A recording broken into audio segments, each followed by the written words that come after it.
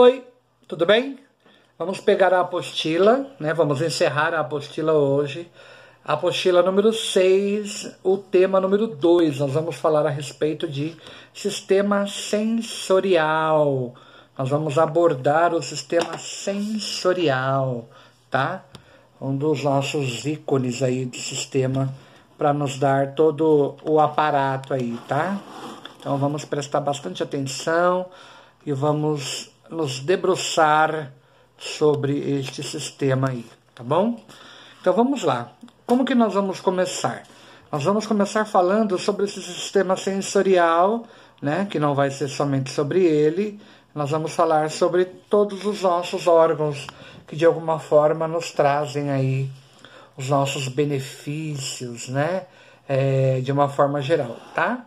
Então vamos lá? Então, se nós formos pensar, né, os sentidos eles permitem, né, eles nos condicionam a nos envolver dentro de um determinado ambiente. E dentro desse ambiente dos quais nós vamos estar relacionados, né, é muito possível nós reconhecermos o que está em nós e o que está em volta de nós, né? Isso gera uma percepção de forma adequada, de forma concisa, e nós conseguirmos distinguir, né, o certo do errado, né? E de uma forma geral, não deixa de ser um estímulo, né, do meu próprio ambiente, né, dentre as estruturas que podem ser adequadas ao nosso metabolismo, no nosso organismo. E elas podem ser condições favoráveis para detectar, né, algumas situações e nos favorece captar essas informações e aprimorarmos essas condições a nível de ambiente e a nível próprio do nosso próprio sistema, a nível de organismo de uma forma geral. Então, todo tipo de estímulo, né, ele é interpretado como uma informação, né? E essa informação ela vem proveniente do próprio ambiente e que, de uma forma geral, elas são percebidas pelos nossos sentidos. O calor, a luz, os sons, tudo está à nossa volta, está acontecendo no tempo dinâmico. É uma hemodinâmica, né? Uma hemocinética, situações que nos propiciam, nos conduzem a essas sensações, a esses prazeres, de uma forma geral do nosso dia a dia. O ser humano ele possui 5 órgãos dos sentidos. Você aí tem 5 órgãos dos sentidos. De repente você pode até passar desapercebido que nunca nem se tocou, né? O tato, a gustação, o olfato, a visão e a audição. Então são fatores super importantes para o nosso dia a dia e que nós estamos nessa dinâmica o tempo todo, o momento todo, e às vezes a gente acaba nem percebendo, se dando conta disso. Mas cada um desses órgãos, eles estão associados a um órgão em específico, né? Então, os órgãos, eles acabam contendo células que a gente chama de células receptoras. Na palma da mão, no dedo, eu não tenho um sistema nervoso. Aqui eu não tenho um receptor que vai enviar uma informação para o meu sistema nervoso central. Esse sistema nervoso central, ele recebe essa informação, ele processa essa informação em questões de milésimos de segundo e já envia uma resposta. Se eu encostar em algo muito gelado, eu sinto. Se eu encostar num local muito quente, eu sinto. Então é uma questão de reflexo, e isso é algo imprescindível e muito rápido também na literatura e do nosso dia a dia, tá? Cada um deles vão estar associado a um órgão que é em específico. Cada um deles contém uma célula que é receptora, né? Ou seja, uma célula especializada em captar o estímulo e também transformar esse estímulo, né? E eles são estimulados e são condicionados a dar até mesmo uma resposta através do próprio sistema nervoso. Sem o sistema nervoso, nós não teríamos esse percurso de uma forma geral. E esses impulsos nervosos, eles são conduzidos até o cérebro, né? Que é onde é processado, interpretado e transformado todas essas sensações. inclusive as sensações do gosto, como o doce, o amargo, o frio, o quente. É óbvio que cada pessoa tem uma característica mais acentuada da forma como ela gosta, né? O gosto que ela sente. Vamos dar um exemplo. De repente você fala para você, fecha os olhos e pense no limão na boca. Você vai sentir aquela salivação. Isso é conduzido através dos neurotransmissores que conduzem você a imaginar a fruta, ou o legume, ou o alimento em questão, e que vai gerar a sensação ou de prazer ou de não prazer, daquela sensação ruim, né? O amargo, né? De repente a sensação do prazer do doce. Isso varia muito. E quando você coloca um alimento na boca, é muito característico, é muito pessoal teu, né? E aí, ao momento que você coloca ele na boca, você tem a sensação, o gosto. Então, cada um tem um gosto mais peculiar. Aquele que é muito mais voltado para o azedo, aquele que é muito mais voltado pro doce. Então, isso varia muito de organismo para organismo, tá? Inclusive, até mesmo dentre as características voltadas para o condicionamento, que a gente chama de, como eu posso dizer, é de gosto mesmo, uma questão de ter gostos aí dos mais variados em questão.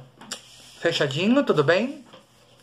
Saindo um pouquinho dessa parte, da parte do gosto, nós vamos entrar no critério que nós vamos falar sobre o tato. E quando a gente fala de tato, a gente não pode deixar de falar sobre a pele, né? Falar sobre a pele não tem condições, né? Então a pele, nós temos 3 camadas, né? Com relação a essa pele. E nós temos que pensar que, de uma forma geral, é lógico que nós vamos estar falando algo bem superficial, mas nós não podemos deixar de falar dessas 3 camadas, né? Que é a derme, a epiderme, né? E a hipoderme, né? Então nós temos as características principais e também de alguma forma predominante aí, tá? Então a pele, ela reveste a superfície do corpo, né? É o principal órgão do tato. E é lógico que quanto maior e mais pesado o órgão do corpo humano, né? A gente vai saber porque nós temos todo esse conduzimento aí. Agora, se você olhar a pele e de repente você perfurou sem querer e não sangrou, significa que você atingiu a primeira camada da pele, que é a derme, a epiderme e a derme. Quando você atinge um tecido e ele sangra, significa que você ultrapassou essa camada da derme, né? E você já está chegando na hipoderme, né? Que é a camada mais profunda, que é onde há a presença dos vasos sanguíneos. Então, na pele existem terminações que são nervosas, livres de agrupamentos de células, que podem ser especializadas em contato com terminações nervosas e que funcionam como receptores de estímulos táteis, né? Então, cada receptor, cada tipo de receptor tátil, ele é sensível a um ou mais estímulos específicos. Eles podem ser transformados, né, de uma forma geral, né, eles podem ser transformados em um impulso nervoso, né, que é enviado ao cérebro e promovem as sensações táteis. As informações provenientes dos receptores, ela é interpretada pelo cérebro, mas ela é interpretada na forma de quê? De sensações, como a dor, o calor, o frio, a pressão, a textura. Isso é muito constante, né? Dentro do organismo humano. Isso é um processo em cadeia. A gente fala que é um processo em cadeia. Então, os receptores da pele, né, eles podem estar situados a diferentes profundidades. Então, todo estímulo de ordem mecânica, por exemplo, suaves, né, como o roçar da folha, né, de uma planta sobre o corpo, são detectados por receptores que a gente chama de receptores superficiais, enquanto a sensação de pressão sobre a pele ela é detectada por receptores mais profundos. Então, os receptores, eles variam conforme a constância, né, de aplicação do estímulo, tá? Então, quanto mais você estimula, mais sensações você vai receber, tá? De repente aquela área não era uma área que você conhecia, de sensação, eu não tinha cócega nesse local, passei a ter cócega. Não é que você passou a ter, que você muitas vezes não conhecia, não explorou aquela região, né, da sua pele, do seu corpo, do seu órgão, para poder saber e sentir as sensações do corpo humano, tá bom? Então os receptores eles variam conforme a constância da aplicação desse estímulo, né? E existem receptores que só respondem aos estímulos passageiros, algo breve, ou seja, aqueles que são aplicados e removidos. Caso o estímulo permaneça por mais tempo, o organismo terá a sensação de que ele está ausente, ou seja, enquanto outros receptores respondem continuamente, a presença do estímulo pode ter regiões que não vão responder aquele determinado estímulo. Então isso pode variar muito de um organismo para um outro organismo. Então isso é fato e varia muito de uma região para outra, ou de um órgão para outro. Isso depende muito de corpo a corpo. Tudo bem? Então agora nós vamos sair um pouquinho do tato, porque nós estamos fazendo uma passagem pelos órgãos dos sentidos, né? Algo muito superficial, e vai ter um momento em que nós vamos estar falando individualmente de cada uma dessas estruturas. Agora nós vamos falar um pouquinho sobre o olfato. O nariz, né, que a gente chama de cavidade nasal, né, é o principal órgão relacionado ao olfato. Né, o nariz, a narina, a cavidade nasal. E ela é uma cavidade que se comunica com o membro superior e com o membro inferior. Sentido membro inferior, né? Porque apesar de estar pertencendo ao membro superior, né, ela faz uma comunicação direta. Então você pode ver que se você pinga um soro no nariz, né, se você estiver muito virado, você parece que ele sobe todinho.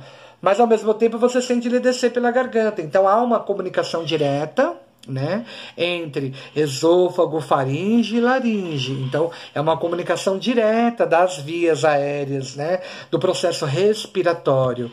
Então esse é um processo natural que a gente acaba encontrando aí. Então continuando, então o nariz, né, a cavidade nasal é o principal órgão relacionado ao olfato. Os odores eles podem ser percebidos por duas vias, né, ou pela narina, pelo nariz, ou pela boca, porque é uma comunicação direta. As moléculas aromáticas, né, que penetram no nariz pelas narinas, eles acabam estimulando os receptores olfatórios da cavidade nasal, né? E eles acabam desencadeando os impulsos elétricos que acabam, de alguma forma geral, sendo transmitidos a uma região específica do cérebro. O bulbo olfativo, né? Os impulsos eles são conduzidos até o sistema nervoso central, né? O bulbo olfativo. Então os impulsos eles são conduzidos até o sistema nervoso central, onde serão produzidas as sensações olfativas. As moléculas aromáticas, de uma forma geral, que estão no ar, suspensas, que estão aqui, a gente cheira, né, a todo momento, elas podem ser interpretadas por nós, a gente sente algo, tô sentindo o cheiro, ou algo que a gente nem pensa e você é interpretado pelo sistema nervoso sem você nem perceber. E como que eu posso provar isso? Através das suas sensações. O que você pode ser estimulado a gerar essas sensações. Mas não vamos entrar nesse mérito nesse momento, porque não é essa aula para vocês aqui não. É só lá para o ensino médio, tá? Mas esses impulsos elétricos, eles são transmitidos a uma área específica do cérebro, que nós chamamos do quê? De bulbo olfativo, né? Os impulsos eles são conduzidos até o sistema nervoso, né, central. E a partir daí, eles são produzidos, né? A partir daí são produzidas as sensações que nós chamamos de sensações olfativas. Ou seja, toda molécula aromática dos alimentos, eles também podem atingir os receptores, que eu chamo de receptores olfativos da cavidade nasal. Por quê? Porque conforme elas são liberadas na boca, durante a mastigação, sobem por uma ligação que existe entre o nariz e entre a garganta. E acabam atuando na percepção dos sabores. Ou seja, né, o olfato humano ele é muito mais sensível que a gustação. E ele pode detectar mais de 10 mil, né, odores diferentes. né? Por isso, né?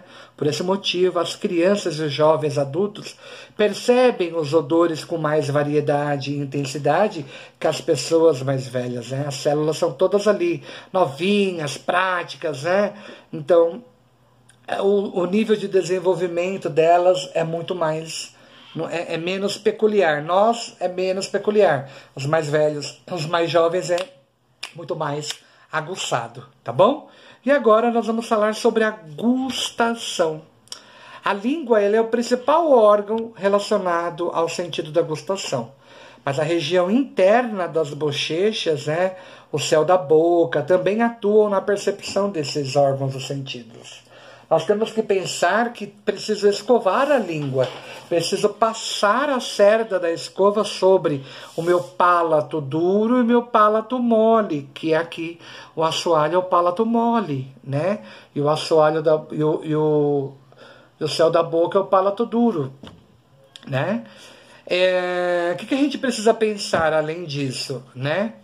Que na boca existem estruturas que são chamadas de papilas gustatórias, né? Elas estão localizadas principalmente na língua. Elas são responsáveis, né, por captar as sensações gustatórias. Ou seja, cada papila ela vai possuir uma estrutura receptora, né, que é composta de células que são capazes de captar esses estímulos dos gostos. As papilas, elas só conseguem captar essas informações, né, esses estímulos dos gostos dos alimentos líquidos. Ou seja, o gosto dos alimentos sólidos só é sentido depois que eles são dissolvidos pela saliva. E quem está na saliva que ajuda a dissolver eles? As enzimas. As enzimas auxiliam nesse processo. Lembra, eu cheguei em uma aula e expliquei isso para vocês. As enzimas, elas ajudam a quebrar as moléculas do alimento. Ela dissolve. Quando esse alimento entra, por isso que é importante, quanto mais eu mastigo, mais a enzima está atuando sobre o alimento. Mais ela dissolve o alimento. Quando esse alimento chega no estômago, muito mais facilmente ele consegue ser absorvido pelo meu metabolismo. E aquilo que não é absorvido vai ser encaminhado para o intestino delgado. Aquilo que tem uma grande concentração de água. Aquilo que não é absorvido pelo sistema do intestino delgado, ele vai para o intestino grosso. Não é absorvido, aí ele já vira bolo fecal. Aí já vai se transformar em fezes.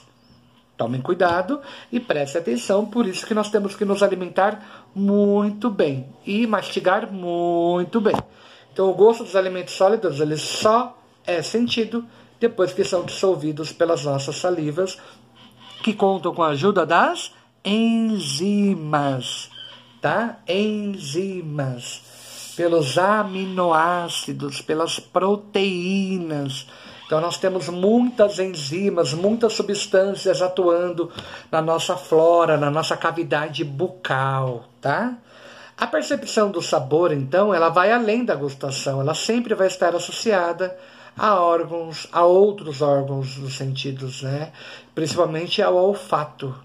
Então, as células receptoras das papilas, elas se transformam e os estímulos em impulsos nervosos, né, que são transmitidos ao cérebro, que é onde, de verdade, vai ser interpretado em conjunto, né, com informações olfativas, sensações de sabor, né, e assim por diante. Tudo bem? O que mais que a gente pode falar, né? Nós vamos falar aqui a respeito de estruturas, por exemplo. Todas as células que estão presentes, né, nas papilas, elas captam apenas 5 sensações gustatórias dos gostos, né? O doce, o salgado, o azedo, o amargo, né? Umami, né? A gente fala que é o umami, né? Ou seja, no entanto, todas essas combinações entre esses 5 gostos principais, associados às informações olfativas, né, e sensações táteis da língua, elas produzem os inúmeros e variados sabores existentes. Por isso que é muito peculiar de pessoa para pessoa. O sabor, portanto, ele é o resultado da experiência de gostos, ou seja, aromas e sensações táteis que são provocados na língua de acordo com os aspectos, né? Como a textura, como a temperatura dos alimentos, né? Então, essa é uma das situações que nós podemos estar passando aí de uma forma geral, de um organismo para o organismo.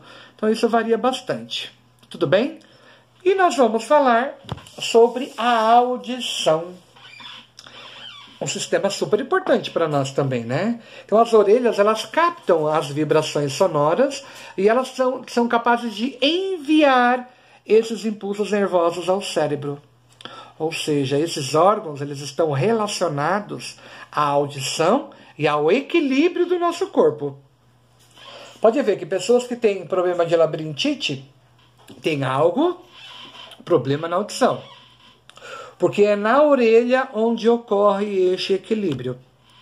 Quais são as estruturas da orelha? A orelha ela é composta por 3 partes. A orelha externa, a orelha média e a orelha interna. São 3. Na orelha externa, que é essa parte externa, ela é formada por um pavilhão, que a gente chama de pavilhão auricular, e pelo meato acústico externo, que é onde entra esse som. A orelha média ela é composta pela membrana timpânica, a membrana que já é a estrutura mais interna. Um conjunto de 3 ossículos dessa membrana.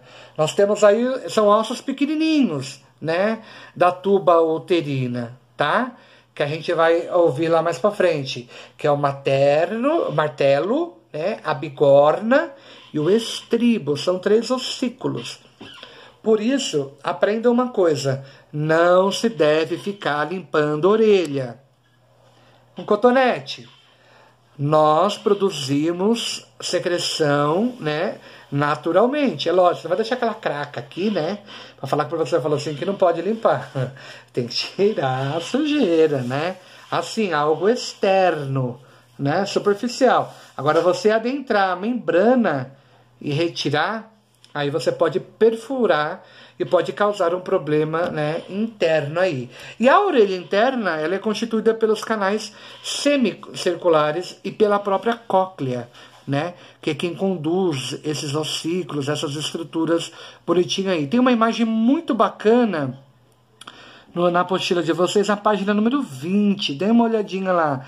O pavilhão auricular, né, que é a parte visível da orelha, os ossículos da orelha que se articulam em si, que são chamados de materno, a bigorna e o estribo que o Pro falou, o meato acústico externo, que é um canal que conduz o som em direção à orelha média, temos a membrana timpânica, que é uma película que vibra, temos a tuba auditiva, que é um canal que comunica a orelha média com a faringe, a cóclea, que é um tubo em forma de espiral, é preenchido por um líquido, é esse líquido que dá aquelas, ai meu Deus do céu, eu tô tonto, eu tô zonzo. Então, temos uma patologia que é chamada de labirintite.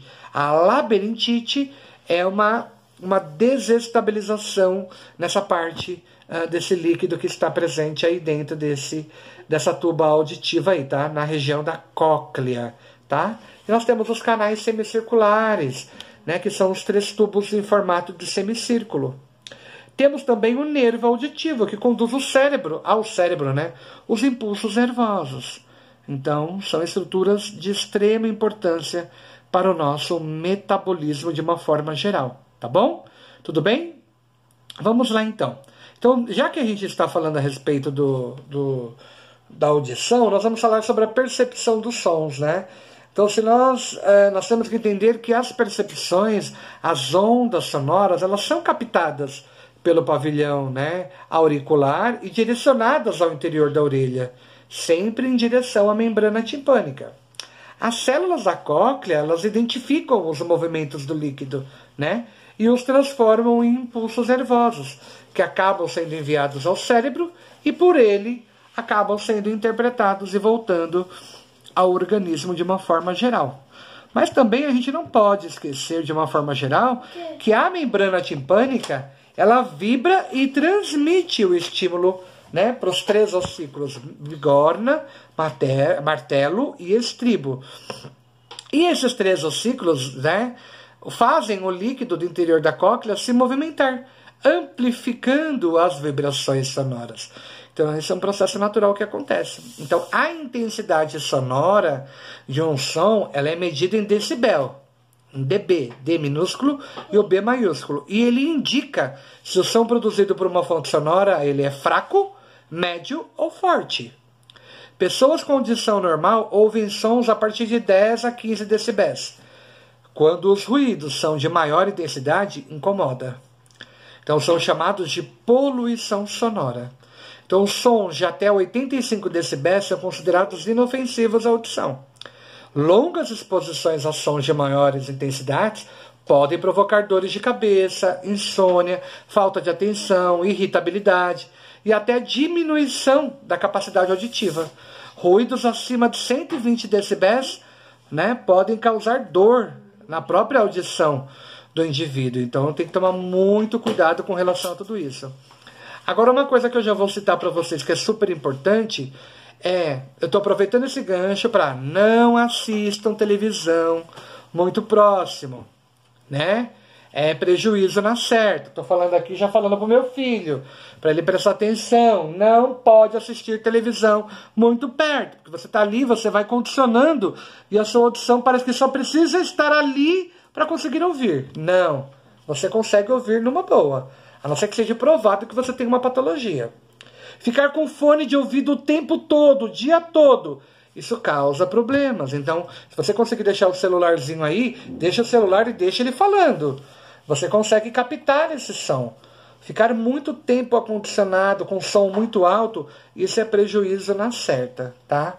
Então, é uma coisa que precisamos nos reorganizar, né? Verificar a nossa postura. E já que nós estamos falando em postura, vamos falar do equilíbrio, né? Então a orelha interna é também um sistema de percepção postural e de equilíbrio com relação ao corpo, né? Nos canais semicirculares existem células sensoriais sobre as quais estão os pequenos grãos, né, aderidos ao material gelatinoso. À medida que a posição da cabeça muda, altera-se a pressão desses grãos contra essas células sensoriais, o que produz uma sensação de posição relativa, né? Para cima e para baixo. Então, os movimentos de aceleração e de desaceleração do corpo, eles também são percebidos pelos canais semicirculares. Então, a manutenção do equilíbrio do corpo, ele se dá também por informações, né, de sensores localizados nos músculos dos tendões, em órgãos internos. Então, por meio das imagens captadas do ambiente, dos olhos, eles já contribuem para a manutenção do equilíbrio e para a percepção da posição do corpo. Ou seja, são um conjunto de fatores que vão conduzir o meu organismo a um fator predisponente ou não à melhora daquele ambiente, daquela estrutura, do meu corpo e assim por diante. Tudo bem? Nós vamos falando um pouquinho sobre a visão. Então, o olho ele é um órgão da visão, né? Os olhos eles recebem os estímulos, né, luminosos e eles enviam esses impulsos nervosos para o cérebro.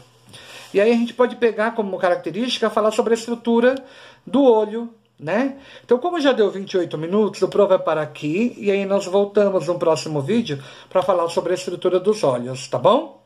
Só aguardar um minutinho.